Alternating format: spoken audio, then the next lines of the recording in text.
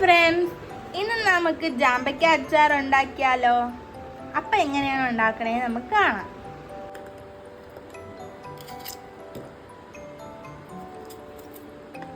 ചട്ടി ചൂടായതിനു ശേഷം അല്പം നല്ലെണ്ണ ഒഴിക്കാം.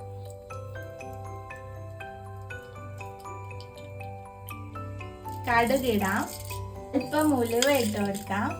ഇപ്പൊ പൊട്ടി തുടങ്ങുമ്പോൾ അല്പം കറിവേപ്പിലയും കൂടെ ഇട്ട് കൊടുക്കാം.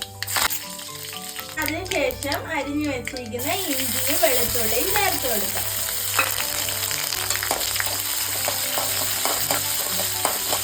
ഇഞ്ചി വെളുത്തുള്ളി മൂത്ത് വന്നതിന് ശേഷം നമുക്ക് മുളക് പൊടിയും ചേർത്ത് കൊടുക്കണം. അല്പം മഞ്ഞൾപ്പൊടിയും ചേർത്ത് കൊടുക്കണം. അല്പം കായപ്പൊടിയും കൂടെ ചേർത്ത് കൊടുക്കാം. അല്പം വിനാഗിരി അടുത്തതായിട്ട് ചേർത്ത് കൊടുക്കുന്നുണ്ട്.